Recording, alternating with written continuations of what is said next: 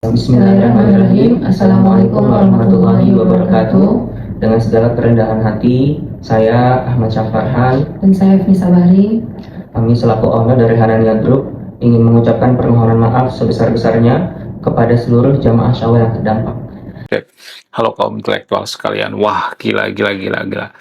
Guys, kasus daripada travel umroh dan naik haji bernama Hanania ini sudah sangat-sangat meresahkan masyarakat. Bahkan para artis-artis juga sudah banyak yang diwawancarai.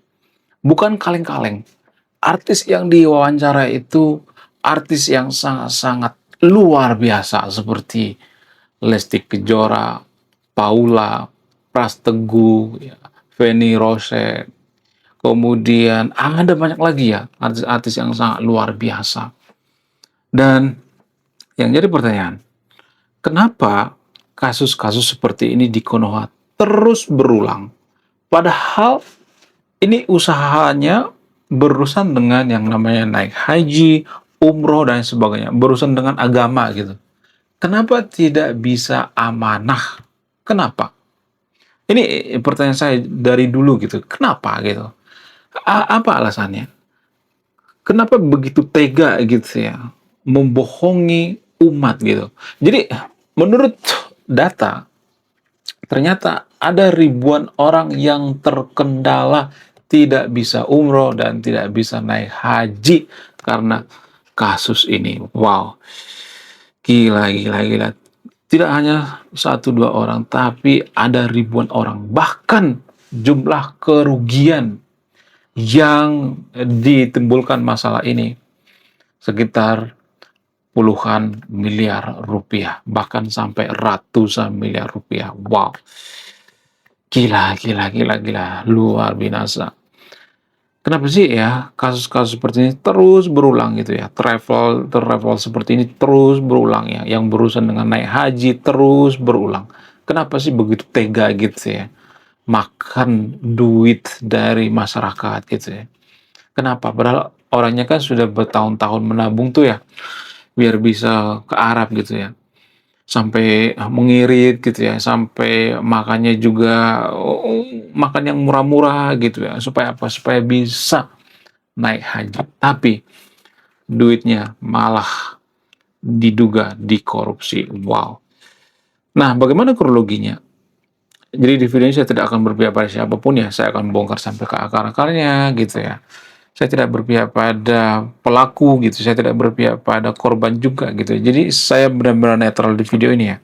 Saya juga tidak menyalahkan pelaku dan korban di sini karena ya korban juga pasti ada kesalahan ya. Nanti akan saya bongkar ya apa kesalahannya. Jadi sama-sama punya kesalahan. Saya tidak akan berpihak pada siapapun ya.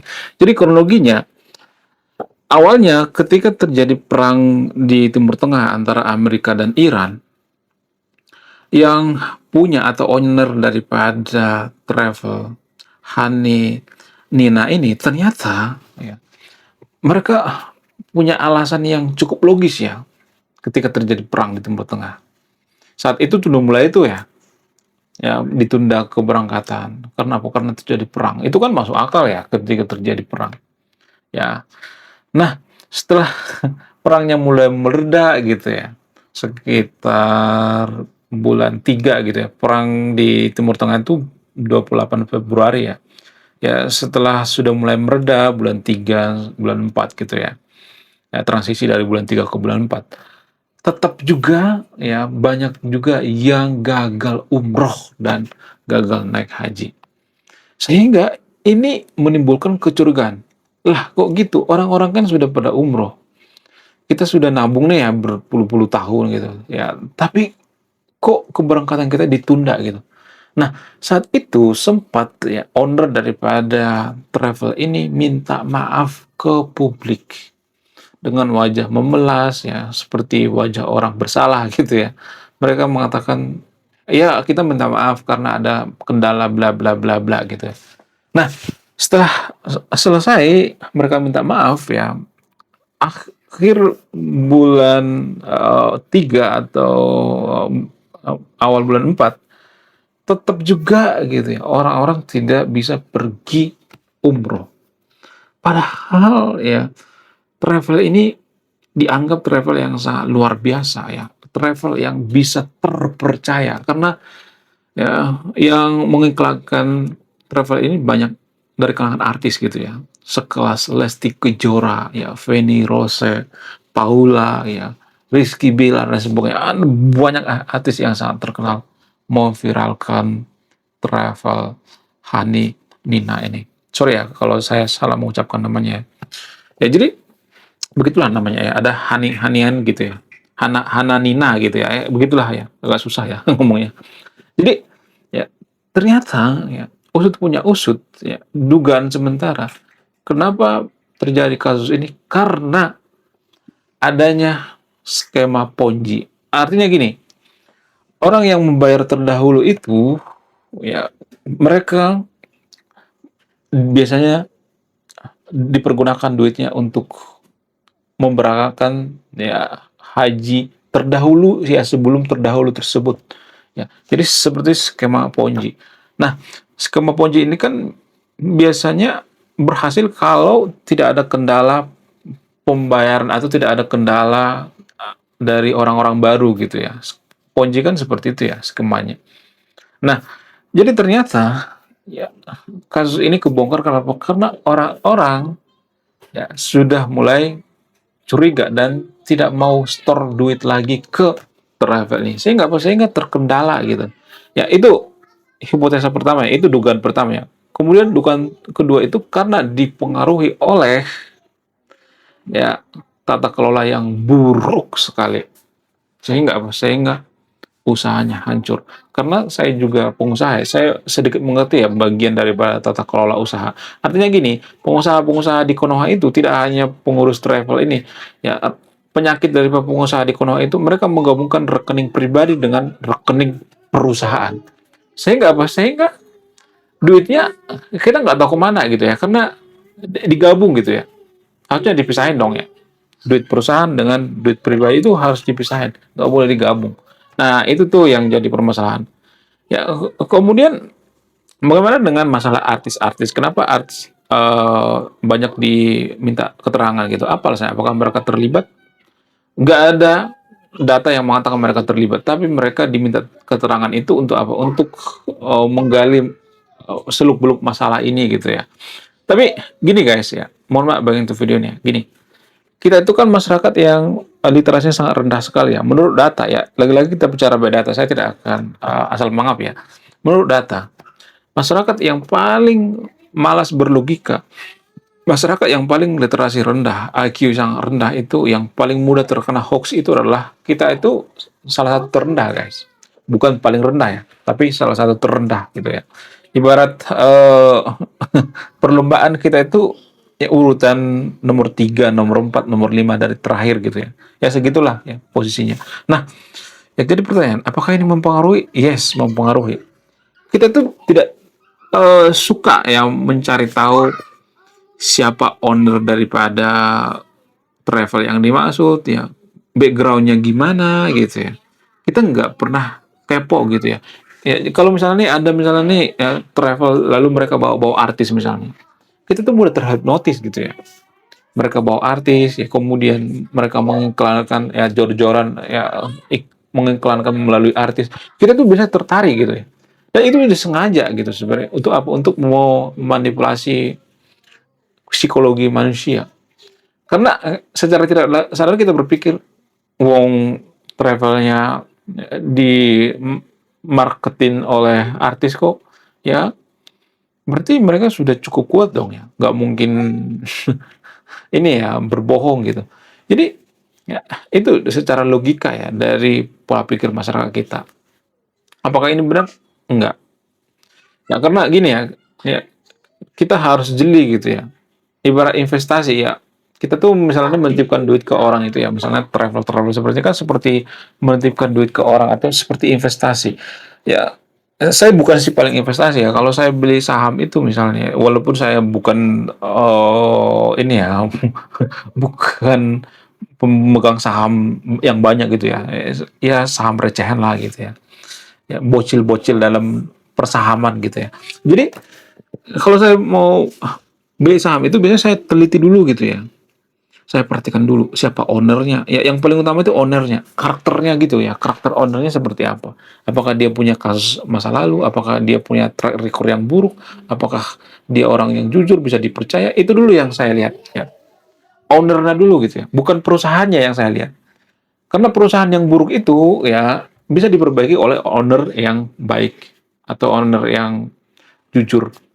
Tapi kalau perusahaannya bagus ya, tapi ownernya nggak benar ya, nggak jujur, ya itu bisa hancur. Jadi yang paling utama itu ownernya dulu gitu. Jadi orang-orang yang menabung duit di travel ini harusnya berpikir rasional gitu ya, atau nyari data fakta apakah ownernya bisa dipercaya atau tidak. Ya padahal orang-orang sudah pengen ke Arab gitu ya, pengen umroh gitu ya. Walaupun ya dari sudut pandang ini dari sudut pandang lain ya, saya tidak mengatakan ini di Indonesia, ini hanya di Konoha ya. Walaupun ini sebenarnya ya ini kan ranah keyakinan ya. Artinya gini, kita tidak bisa melarang orang lain itu ibadah, nggak bisa. Ini ranah keyakinan ya, kecuali bertentangan dengan nilai kemanusiaan gitu. Tapi kalau saya perhatikan dari sudut pandang nasionalisme dalam bernegara atau dari sudut pandang kemajuan suatu bangsa, ya, apakah ini bertentangan dengan kemajuan suatu bangsa? Ada yang mengatakan iya, ada yang mengatakan tidak ya. Ya, di satu sisi ada yang mengatakan ya mending duitnya itu dibikin usaha misalnya nih ya, nabung duit sampai 50 juta, bikin usaha kan kita jadi ini maju gitu ya. Ya daripada camping-camping misalnya. Ada yang mengatakan seperti itu, ada yang mengatakan oh nggak jadi masalah kan namanya ibadah, itu kan hak asasi manusia nggak boleh dilarang dong ya. Tapi permasalahannya yang sering saya temui itu ya, karena saya itu dulu sering keliling ya, keliling-keliling kampung gitu ya, suka ngobrol gitu ya, nongkrong-nongkrong. Jadi yang saya sering temui itu banyak orang memaksakan diri gitu ya. Harusnya kan ini umroh itu atau naik haji itu kan bagi orang yang mampu, tapi pada faktanya banyak orang memaksakan diri ya, sehingga mereka jual tanah, jual rumah, ya, jual segalanya untuk apa? Untuk umroh dan naik haji. Ya, supaya mereka dapat gelar haji gitu ya. Ya padahal gelar haji itu zaman dulu itu gelar orang yang dicurigai gitu. Bukan gelar kehormatan. Haji itu itu pemberian Belanda ya. Itu gelar yang ditandai akan memberontak gitu. Ya, ya menurut kalian gimana? Coba tulis komentar ya. Tidak akan berbeda-beda ini Anda yang menyimpulkan. Jadi guys ya, walaupun kita itu mengatakan kita amanah gitu ya, tanpa melihat track record daripada ownernya itu nggak bisa guys ya. Harus diteliti dulu ya, ownernya seperti apa, ya, backgroundnya, apakah benar atau tidak, apakah garong atau tidak. Itu dulu deh yang paling penting ya. Menurut kalian gimana? Coba tulis komentar ya. Tidak akan berbeda Anda yang menyimpulkan. Kemudian selain itu ya, kalau saya perhatikan ya, mohon maaf bagi interview enggak semuanya tapi ya, disclaimer on ya. Tapi biasanya negara yang taat dalam beragama, yang rajin dalam beragama, yang rajin berdoa menurut data dari indeks corruption, ternyata negara yang paling peduli dengan agama itu biasanya nggak semua tapi disclaimer on ya, masuk 10 besar negara paling korup di dunia. Ini termasuk bagian daripada korupsi kan, ketidakjujuran ya, korupsi doang masyarakat gitu ya, atau duit umat gitu. Ini bagian daripada korupsi kan, tata kelola yang buruk. Jadi biasanya seperti itu. Ya, ini menurut data guys ya. Jadi kalau mau bantah, bantah pakai data. Ini data tahun 2025. Ya kalau bantah, bantah pakai data. Kita ambil contoh misalnya seperti negara-negara yang paling korup dunia seperti Venezuela itu kan religius ya. Kemudian ya negara-negara seperti Syria itu juga termasuk ya. Afghanistan, yang negara-negara yang ada di Afrika gitu ya, korup juga gitu ya. Sudan yang nomor satu. Itu kan korup ini semua ya, rajin dalam berdoa gitu ya. Somalia misalnya. Ya walaupun Somalia itu taat dalam beragama tapi mereka maling juga gitu ya. Suka korupsi juga gitu. Jadi itu kalau saya perhatikan.